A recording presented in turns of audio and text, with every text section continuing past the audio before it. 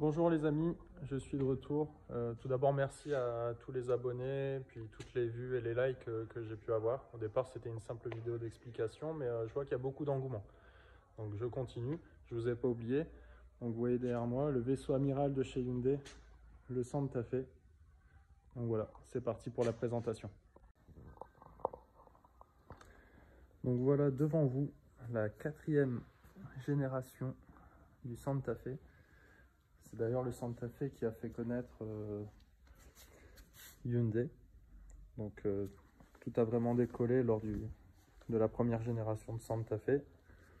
Et donc là vous découvrez, je viens à peine de le recevoir, le nouveau Santa Fe en 7 places. Voilà.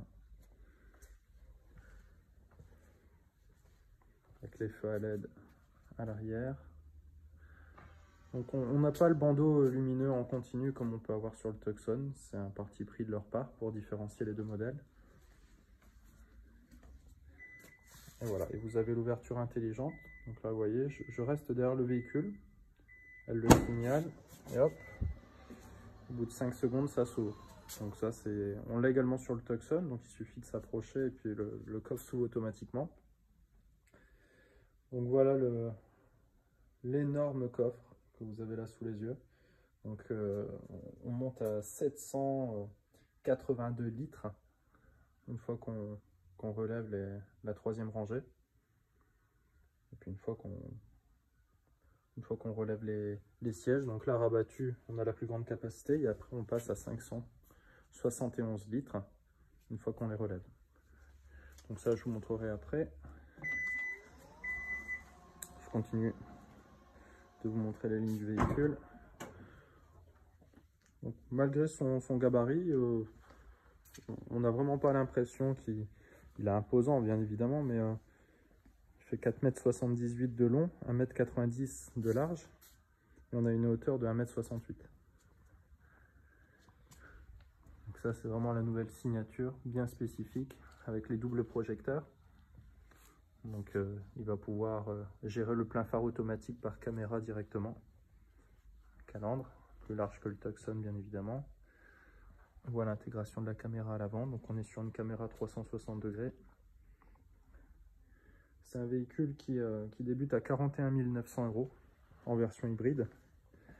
Donc sur l'hybride c'est 230 chevaux, boîte 6 vitesses, boîte automatique bien sûr. Et on a 180 chevaux en moteur essence et 60 chevaux en moteur électrique. Voilà. Donc l'association des deux, hein, il y a toujours une petite perte. On se retrouve avec 230 chevaux. Performance 8 secondes 9. Donc pour le gabarit, c'est de bonnes performances. Et on est quasiment identique. On est à 9 secondes pour le diesel. Donc le diesel, c'est un 2,2 litres 202 chevaux. Là, on n'est pas sur une boîte 6 rapports, mais on est sur une boîte automatique double embrayage 8 rapports. Donc volontairement, elle a été choisie parce que là, pour le coup, sur le diesel, la boîte à double embrayage 8 rapports s'adapte mieux. Et de l'autre côté, pour l'hybride, on a opté pour la boîte automatique 6 rapports qui encaisse beaucoup plus le couple, puisque l'association de l'électrique et de l'essence font que le couple est bien plus important que le diesel. Donc on va passer après sur l'intérieur.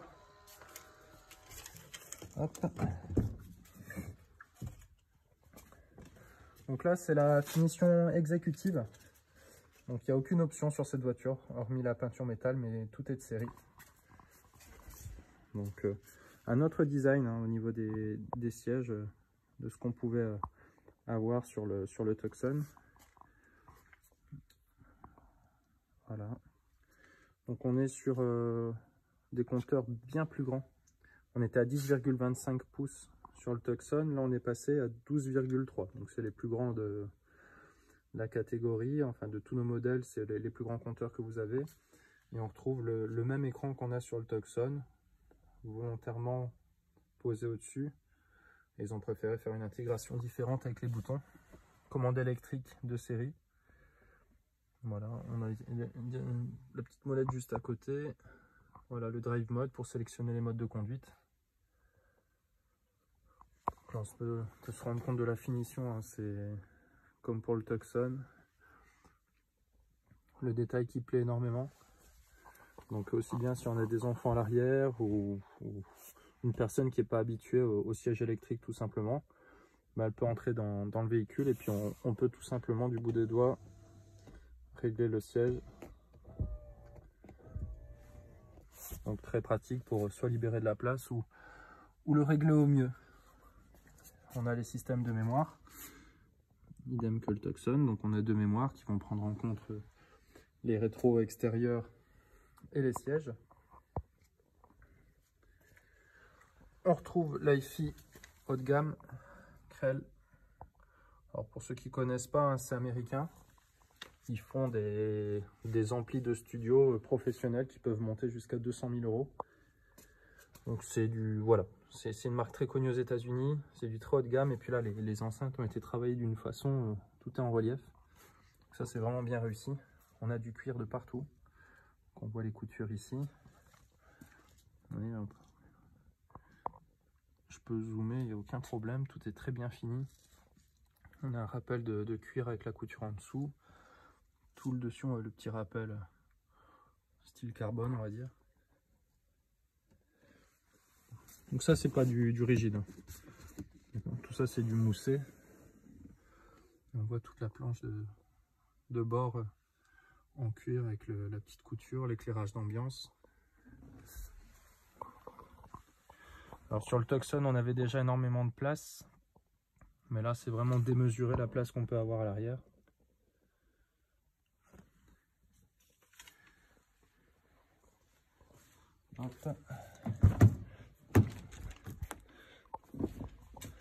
Donc voilà la partie arrière. Donc la banquette coulisse.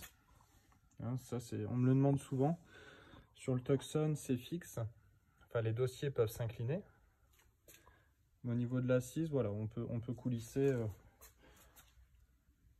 donc l'intégralité de la banquette. Ça se fait séparément, hein, donc ça permet vraiment de moduler, d'adapter.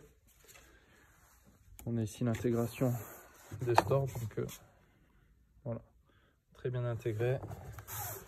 Une fois qu'ils sont mis, ça couvre bien. Donc après on retrouve aussi les sièges chauffants à l'arrière, hein, donc ça c'est des équipements qu'on avait également sur le Tucson. Petite nouveauté sympa, c'est je sais pas si vous voyez, là vous avez deux ports USB et au centre c'est carrément une prise 220 volts. Donc voilà, c'est une vraie prise, ça permet d'alimenter ce qu'on veut. Ça recharge également du coup beaucoup plus vite pour les téléphones, ordinateurs ou autres, c'est pratique. On retrouve également un immense toit panoramique et ouvrant, comme on pouvait avoir sur le Tucson. Donc là, je vais mettre le contact. Voilà.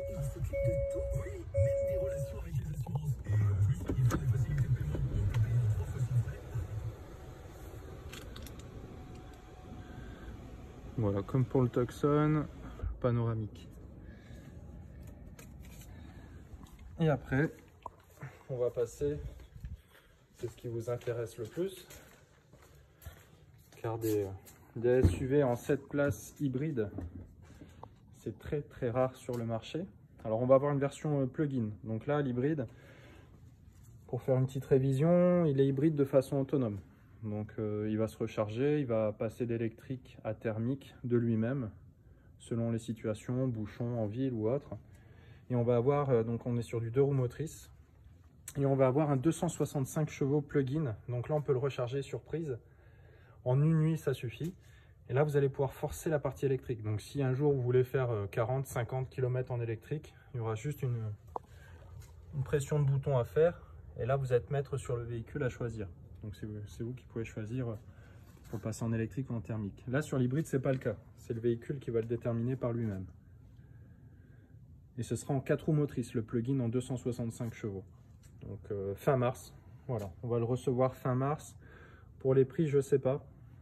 Je pense qu'avec la transmission intégrale et le fait qu'il soit plug-in, on devrait tabler sur une fourchette de 10 000 € de plus.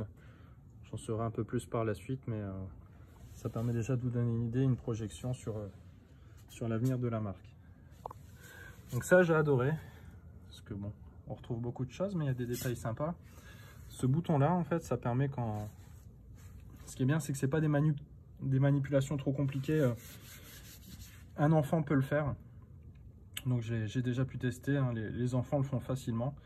Donc quand on voit le siège, vu l'épaisseur du siège, donc c'est un certain poids, et bien là, si on veut accéder au véhicule, on appuie sur ce bouton. Le véhicule va glisser vers l'avant et l'assise va également se déplacer, donc ça c'est génial. Et s'il se retrouve à la 3e rangée, on a exactement le même bouton qui est accessible de l'arrière. Donc je trouve ça génial. Vous allez voir, essayer de vous le faire qu'on voit bien de loin. Attendez, hop. Voilà, vous voyez. Donc électriquement, ça permet d'accéder à l'arrière. Je vais vous ouvrir donc la 3e rangée. Bon, c'est une vraie limousine. Au niveau de la 3e rangée, que ce soit adulte ou enfant, on a tout ce qu'il faut. Donc on voit, on a une gestion complètement automatique de la clim. On a les enceintes, le bouton de clim très bien fini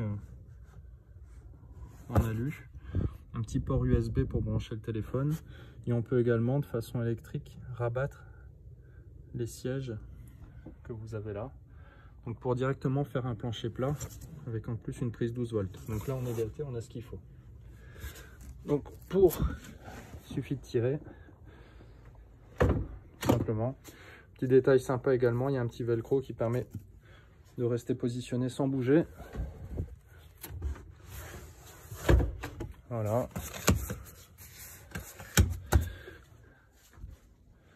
Donc ici, hop,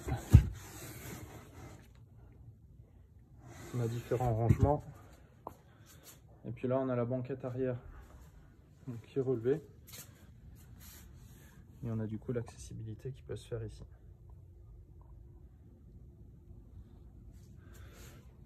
Donc voilà. Après, on va finir sur la planche de bord. Au niveau des aides à la conduite, on a vraiment tout ce qu'il faut. Les localisations de lignes blanches, il va garder dans la voie le véhicule. Si on le régulateur de vitesse, on met la vitesse précise. Donc imaginons on a une limitation 110, je règle le régulateur adaptatif sur 110. Là on déclenche un mode qui va aussi gérer, centrer le véhicule et il va gérer également la direction sur autoroute. Donc on n'est plus très loin de la conduite autonome parce qu'il va accélérer, freiner, il va jusqu'à l'arrêt complet. Et même dans les bouchons, vous allez pouvoir du coup juste tenir le volant légèrement et puis lui va faire tout le travail. Donc ça c'est quand même pratique pour... c'est des véhicules qui quand même sont en prétention... ils ont des prétentions routières pour faire des kilomètres. Donc c'est pratique. Bon comme d'habitude, un siège chauffant, climatisé. On a tout ce qu'il faut. Ça c'est une nouveauté, hein. Donc le drive mode. Vous voyez, il adapte tout de suite selon le mode que nous allons choisir. Sur le 4 roues motrices, pardon, on aura des modes supplémentaires. Donc neige, sable, hors piste, qui vont venir agir à la fois sur la boîte automatique, sur la direction, sur la transmission intégrale. Donc tout ça, ça va s'adapter. Concernant après la connectivité du véhicule, on a aussi le Blue Link. Donc, ici, donc ça le Blue Link, ça permet vraiment d'être en lien avec le véhicule et son téléphone. Donc si imaginons je sors du véhicule, j'ai oublié de fermer le véhicule, je reçois une petite notification qui m'indique que j'ai oublié de fermer la voiture. Donc ça c'est très pratique. Il y en a également là-haut, c'est une grande première aussi, des capteurs à ultrasons. Donc si à l'arrière j'ai un animal, un enfant, bon après faut déjà y aller pour oublier son enfant, mais s'il y a un animal ou si je pose quelque chose à l'arrière du véhicule, du coup j'ai une alerte directement au niveau du véhicule et sur le téléphone, comme quoi j'ai oublié quelque chose, donc c'est pratique. On a le SOS qui va tout de suite prévenir les secours s'il y a un accident ou si vous perdez connaissance, tonneau, sortie de route, donc les secours sont prévenus de suite. Donc ça a quand même divisé par 2 les temps d'intervention pour les secours, donc ça c'est pas négligeable. Et vous pouvez également, en appuyant sur le bouton, directement signaler si vous êtes témoin d'un accident ou d'une agression ou autre, et vous êtes directement mis en relation avec les secours. Donc sur le Santa Fe, vous avez également on a du 5 ans kilométrage illimité comme pour toute la gamme. Et nous avons aussi un service supplémentaire qui est le VIP. Donc c'est tout simplement un service de voiturier. Quand vous déposez votre voiture en entretien, on récupère la voiture et on va la chercher à votre domicile, on fait la révision et on vous la dépose chez vous. Voilà, ça c'est le système VIP qui est d'office pendant 5 ans avec le véhicule. Et là, on est sur un hybride de 130 chevaux, donc vous avez également une garantie de batterie sur 8 ans. 8 ans, 160 000 km, donc ça c'est quand même sécurisant. Et si vous êtes en dessous des 75% des capacités des batteries, tout est changé intégralement. Donc niveau garantie, pour le coup, Hyundai n'a pas à lésiner, et puis là vous avez de quoi faire. Après, que dire d'autre? Après, bon, bah, ça c'est... si par exemple, je vais démarrer. Donc là, vous voyez, il m'indique qu'il est prêt à la conduite. Pourtant, on n'entend rien de spécial. Je vais couper la ventilation. Ben là, il est en mode électrique. Voilà. Donc, ce que je vais faire, c'est que je peux, en restant pressé sur le bouton, fermer le coffre. Donc voilà, c'est fait. Et là, ça, c'est du pur bonheur. Donc, s'il y a une voiture qui arrive dans votre angle mort ou quand vous mettez votre clignotant, ça vient directement. Donc, vous voyez la résolution d'image qui est très bonne.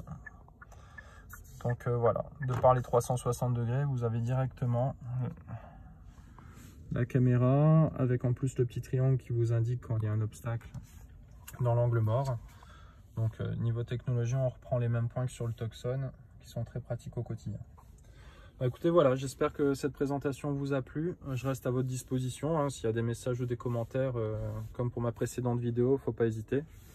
Donc je vous rappelle, hein, en termes de tarifs, on est à 41 900 €. À partir de 41 900 €, on a déjà un compteur numérique, on a déjà une boîte automatique à commande électrique. Donc on a déjà une belle dotation. Si vous avez besoin d'en savoir plus, vous pouvez m'envoyer un message en privé, il n'y a aucun problème, ou en commentaire sur la vidéo.